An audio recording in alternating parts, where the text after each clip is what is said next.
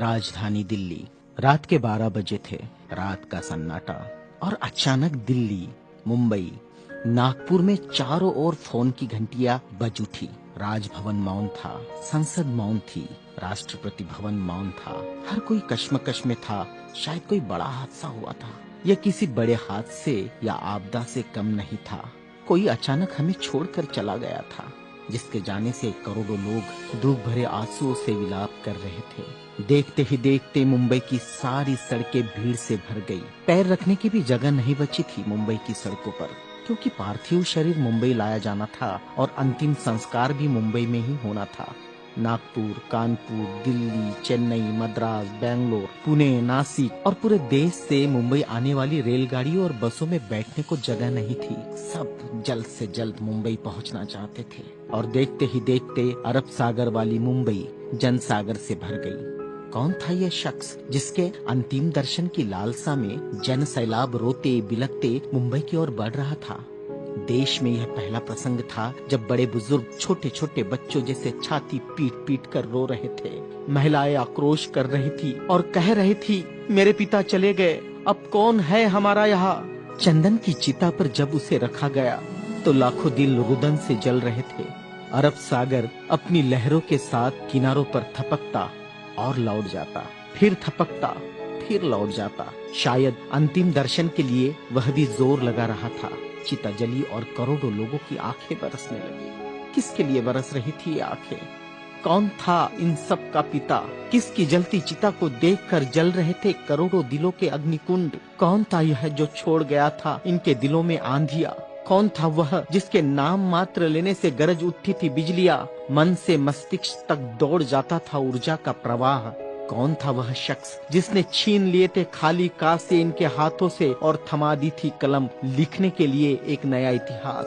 आंखों में बसा दिए थे नए सपने, ओठों पर सजा दिए थे नए तराने, धमनियों से प्रवाहित किया था स्वाभिमान अभिमान को, दास्यता की जंजीरें तोड़ने के लिए दिया प्रज्ञा का शस्त्र। चिता जल रही थी अरब सागर के किनारे और देश के हर गांव के किनारे में जल रहा था एक स्मशान। हर एक शख्स की आंखों में और दिल में भी जो नहीं पहुंच सका था अरब सागर के किनारे, एक टक देख रहा था वह उसकी प्रतिमा या गांव के उस झंडे को जिसमें नीला चक्र लहरा रहा था। क्या बैठा था भूख प्यास भूल कर अपने समूह के साथ उस जगह जिसे वो बुद्ध विहार कहता था। क्यों गांव शहर में सारे समूह भूखे प्यासे बैठे थे उसकी चिता की आग ठंडी होने का इंतजार करते हुए? कौन सी आग थी जो वह लगाकर चला गया था? क्या विद्रोह की आग थी या थी वह संघर्ष की आग? भूखे नंगे बदनों को कपड़ों से ढकने की थी आग? असमानता की धज्जियां उड़ाकर समानता प्रस्थापित करने की आग? चवदार तालाब पर जलाई हुई आग अब बुझने का नाम नहीं ले रही थी। धू धू जलती मनुस्मृति धुएं के साथ खत्म हुई थी। क्या यह वह आग थी जो जलाकर चला गया था वह? सारे ज्ञानपीठ, स्कूल, कॉलेज मरुभूमि जैसे लग रहे थे। युवा युवतियों की कलकलाहट आज मौन थी। जिन्होंने हाथ में कलम थमाई, शिक्षा का महत्व समझाया, जीने का मकसद दिया, राष्ट्र प्रेम की ओतप्रोत भावना जगाई, वह युगंधर, वह प्रज्ञा सूर्य काल के कपाल से ढल गया था।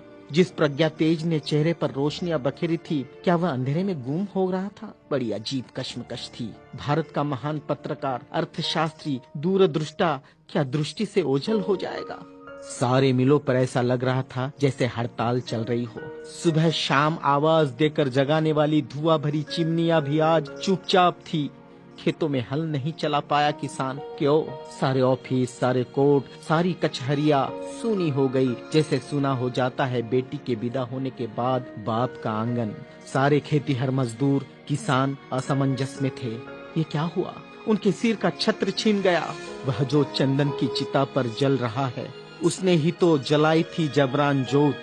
मजदूर आंदोलन का वही तो था आधुनिक भारत में मसीहा। सारी मिलों पर होती थी जो हड़तालें आंदोलन अपने अधिकारों के लिए, उसकी प्रेरणा भी तो वही था जिसने मजदूरों को अपना स्वतंत्र पक्ष दिया और संविधान में लिख दी वह सभी बातें जिन्होंने किसानों, खेतीहारों, मजदूरों के जीवन में खुशियां बखेरी थी। इधर नागपुर की दीक्षा भूमि पर मातम पसरा था। लोगों की चीखें सुनाई दे रही थी, बाबा चले गए, हमारे बाबा चले गए। आधुनिक भारत का वह सपुत्र है जिसने भारत में लोकतंत्र का बीजारोपण किया था, जिसने भारत के संविधान को रचकर भारत को लोकतांत्रिक गणराज्य बनाया था, हर नागरिक को समानता, स्वतंत्रता और न्याय का अधिकार दिया था, वोट देने का अधिकार देकर देश का मालिक बनाया था।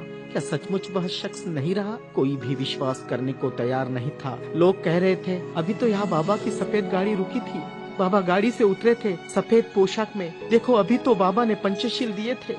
22 प्रतिज्ञाओं की गूंज अभी आसमान में ही तो गूंज रही थी। वो गूंज शांत होने से पहले बाबा शांत नहीं हो सकते। भारत के इतिहास ने नई करवट ली थी। जनसैलाब मुंबई की सड़कों पर बह रहा था। भारतीय संस्कृति में तुच्छ कहलाने वाली नारी, जिसे हिंदू कोड बिल का सहारा बाबा ने देना चाहा और फिर संविधान में उसके हक आरक्षित किए, ऐसी माँ बहनें लाखों की तादाद में स्मशान भूमि पर थी। यह भारतीय सड़ी गली धर्म परंपराओं के मुंह पर एक जोरदार तमाचा था, क्योंकि जिन महिलाओं को स्मशान जाने का अधिकार भी नहीं दिया, ऐसी 3 लाख महिलाएं बाबा के अंतिम दर्शन को पहुंची थी, जो अपने आप में एक विश्व विक्रम था। भारत का यह युगंधर, संविधान निर्माता, प्रज्ञा तेज, प्रज्ञा सूर्य, महासूर्य, कल्प पुरुष नव भारत को नव चेतना देकर चला गया। एक ऊर्जा स्रोत देकर, समानता, स्वतंत्रता, न्याय, बंधुता का पाठ पढ़ाकर, उस प्रज्ञा सूर्य की प्रज्ञा किरणों से रोशन होगा हमारा देश, हमारा समाज और हम, और पूरे विश्वास के साथ हम आगे बढ़ेंगे हाथों में हाथ लिए, मानवता के रास्ते पर, जहाँ कभी सूर्यास्त नहीं होगा, जहाँ कभी सूर्यास्त नहीं होगा, जहाँ कभी सूर्यास्त नहीं होगा।